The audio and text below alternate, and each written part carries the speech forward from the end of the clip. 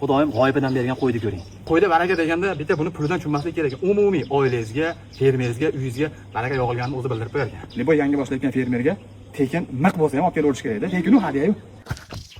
Buni ayasimi, sherigimi suzib qo'ygan ekan. Kelib olib kelsangiz hadyaga beraman dedi. Yeb ichishlari joyida ekan. Mana shu oyog'ini jicha suzib qo'ygan endi ehtiyotsizlik bilan. Prosta qarovga vaqtimiz bo'lmayapti. Ehtiyot o'lib qolsa, jicha bo'lib qoladi. Siz yaxshi qarayapsiz. Mana soskada berib yuribmiz sutlarini. Qarasangiz, boqib olsangiz, aka men roziman deb berdi. Zo'r, o'zini yaxshi his qilyapti. Vitamin olib keldim. Beradigan kalsiy pastidan beryapman. Sabablarini qilyapman endi. Qo'yda hadya qilgan ukalarim sizlarga katta rahmat. Qo'shimcha bo'ldi-da. Mana qarang. Hammalaringizga, fermalaringizga baraka bersin. Harakatdan to'xtamay qo'yaveringlar. Xudoyim berguncha. Mana 7 ta bo'ldi nasib qildi. Qo'chqarchalardan boqishlik nasib qilsin. Salomat bo'linglar. Yana bitta ko'paydi-ku. Raspakovkani eng kayf joyi. Bitta ko'ring-da. Marhamat. Qani tushinchi? Simbamizga sherik olib keldik. Mana. Nasib bo'lsa, bu ikkinchisi. Sekin-sekinlik bilanda yosh kuzatuvchi ukalarimga motivatsiyonladi. Nasib bo'lsa, ikkita qo'zichoq bo'ldi. Bu ham nimaning orqasida? O'rdak bor, qush bor, quyon deylik, quyondan boqdi yoki bedanami qo'shimcha daromad manbaidan oz-ozdan mana shu narsalar olinyapti. Xudo xolasa. Ozgina o'rdak sotdik, o'tgan safar qush sotib oldik. Bitta motivatsiya bilan bo'lishim keldi. Oz-ozdan boshlang, hamma yo'q, sekin-sekin navbat-navbat bilan albatta yurib ketadi. Xudo xolasa. Harakatdan to'xtab qolmasangiz bo'ldi. Bitta yeb icharini beraylik buni. Nasib bo'lsa ikkita bo'ldi. Fermingizga baraka bersin. Harakatdan to'xtamay ekan, ishlarga rivoj. Okay. Bismillah.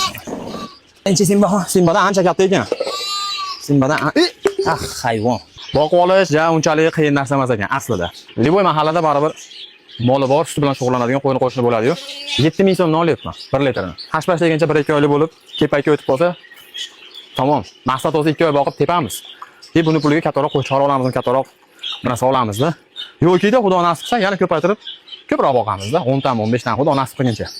Isib fapalatishib ketsa ham bo'lmaydi, keyin sovutishga to'g'ri keladi. O'ziga yarasha gashti bor ekan, menga qarang. Biznikidan katta ekan-u, lekin biznikidan yengil ekan. Ma, ket, Simba bu yoqqa ket. Ma. Bismillahirrohmanirrohim. Oling.